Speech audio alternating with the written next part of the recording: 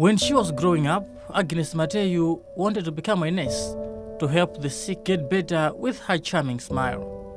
But instead of being in school chasing her dream, Agnes is sick, in pain, recovering at Zomba Central Hospital's postnatal ward. She never became a nurse. She married early, lost her child, and will never give birth again. Kuchipatala chaching'ono kumwe tinapita kwathuko zinakanika kuti ndichire ati mwana anali wamkulu ndi ana akola pamene ankatitumiza kubalaka pamene ankandipanga operation ndipanga operation inapezeka kuti mwana ujaso anangopitirira.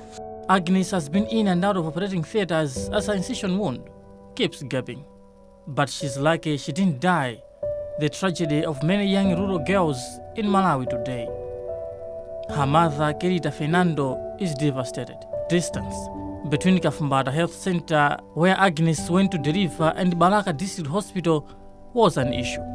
Fernando says after a failed labor at Kafumbada Health Center in Cheu, with the head of a baby Agnes was expecting almost visible, she rode on a motorbike from the health center to Senzani, where she boarded a minibus to Balaka District Hospital.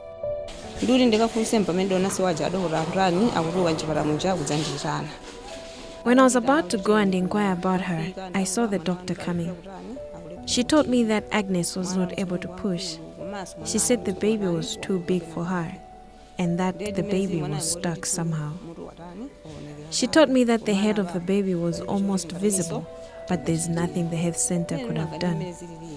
I didn't know what to do. I was not sure if my daughter would survive. While distance and poor referral system played a role in Agnes' labor nightmares, the truth remains she was too young and her pelvis was not big enough for the baby. Adnafe Jamtheka, a midwife at Zomba Central Hospital, has no doubt that Agnes' age contributed to her situation. Being a teenager mother has also contributed much to her condition as of now, because most of these teenager mothers, sometimes they have difficulties to deliver normally.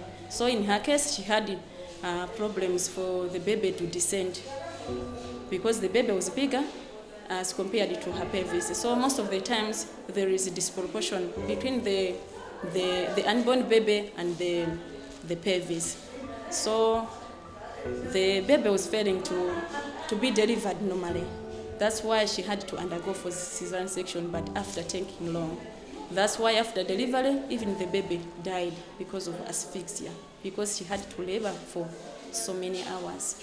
There is a big relationship between the neonatal deaths and the teenager pregnancies, because most of the times, these teenager mothers, when they are in labor, they are taking so long, the baby cannot descend, and as such, the baby becomes distressed. So even the outcome of the baby is not all that good. Most of the babies, they are asphyxiated. Agnes is not the only girl in the situation. Victoria Makumba is 18. She is lucky her child survived, but she too will also not give birth again because her uterus was also removed.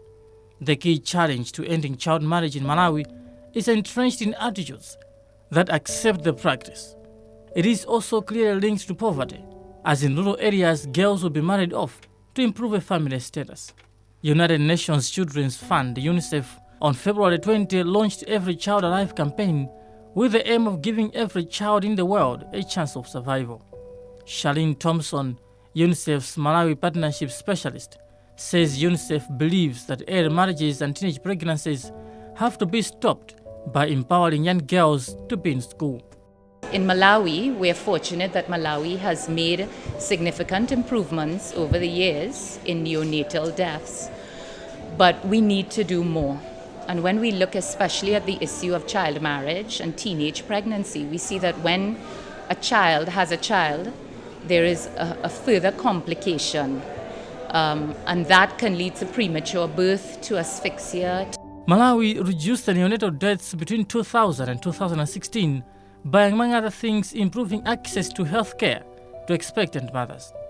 In early 2000, only 1 in every 2 women were giving birth with support of a trained health worker, but the figure rose to 9 in every 10 in 2016.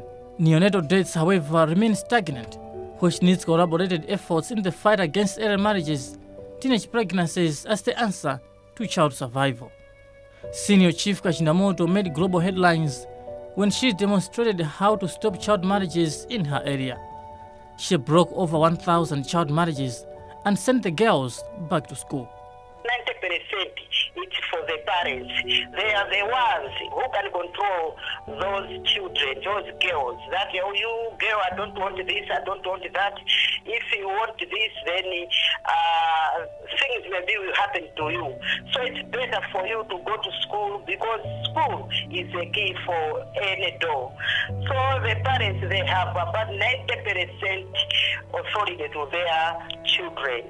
So if we can all have one by law, the whole Malawi, I think it will be a good idea, and we can have a better Malawi. Mother to Agnes admits that her child was allowed to get married at a young age. Kuganiza mwina kuona kuti foyire angwa chichepere ndi msinkhu wake sanayonera kuti pano poyanga khalarani atabereka ayi. For Agnes, this should not happen to another girl. She regrets that at an early age, she got married and pregnant, lost a baby, and her dream of becoming a nurse. How many more will be allowed to suffer like Agnes and Victoria before we act? Jameson Jauluka, reporting for Times.